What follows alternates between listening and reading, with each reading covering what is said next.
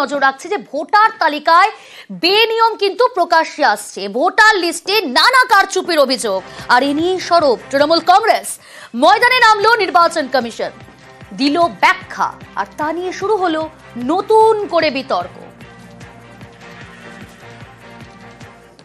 একই এপিক কার্ডে কোথাও হরিয়ানা, কোথাও গুজরাট, আহমেদাবাদ থেকে এখানে ভোট দিতে আসবে। হরিয়ানা তো ভর্তি, ভোটার লিস্ট নিয়েছে আর ঢুকিয়ে দিয়েছে অনলাইন, দিল্লি থেকে করছে, ইলেকশন কমিশনের অফিস থেকে বসে এই করে দিল্লিকে হারিয়েছে। বাংলার মানুষকেও আবেদন করব, আপনারা আপনাদের ভোটার লিস্টটা দেখে নিন প্লিজ, দয়া করে। মমতার সুর সপ্তমে, তার নির্দেশ মতো ভোটার তালিকা যাচাইয়ে ময়দানে নেমেছেন ঘাসফুলের নেতাকর্মীরা।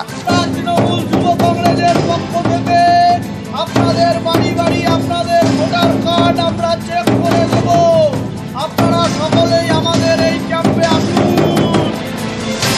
বাড়ি বাড়ি গিয়ে চলছে ভোটার তালিকা যাচাই।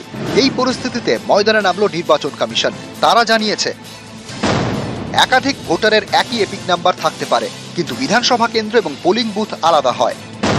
একজন ভোটার একাধিক রাজ্যে কখনোই ভোট দিতে পারেন না। জটিলতা এড়াতে ইউনিক এপিক নাম্বার আনার সিদ্ধান্ত নেওয়া হয়েছে। নির্বাচন কমিশনের এই ব্যাখ্যায় নতুন করে বিতর্ক তৈরি হয়েছে। নির্বাচন কমিশন কিছু বক্তব্য রেখেছে, সেই বক্তব্যে মমতা বন্দ্যোপাধ্যায়ের অভিযোগকে মান্যতা দেওয়া হয়েছে যে হ্যাঁ, ভোটার লিস্টে বাইরের রাজ্যের ভোটার, এই ভোটার লিস্টে কিছু অনিয়ম ঘটছে।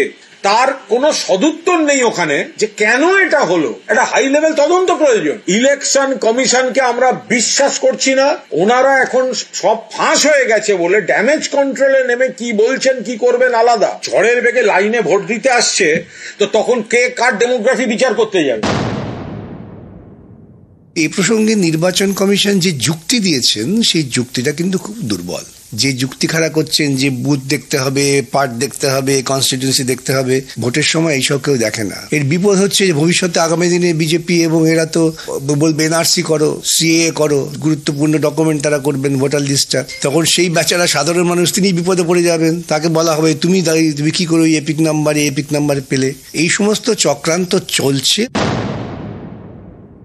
ঘাপলা ধান্দলি, এটা একেবারে পরিকল্পিত, অর্গানাইজড হতেই হচ্ছে। পুরো দুধে জল না জলের মধ্যে দুধ মেশাচ্ছেন।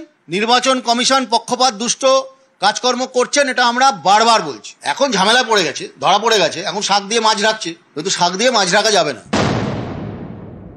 তৃণমূল কংগ্রেস গত বিধানসভা এবং লোকসভা নির্বাচনে যেখান থেকে তাদের মনোমতো ভোট পায়নি, মানে যেখানে দখলদারিটা সম্পূর্ণ করতে পারেনি, গুজরাটি, শিখ, মারওয়াড়ি, বিহার, উত্তরপ্রদেশের মানুষ, সমস্ত জায়গা থেকে ভোটার লিস্টে তাদের নাম বাদ দেবার জন্য চক্রান্তে নেমেছে তৃণমূল কংগ্রেস।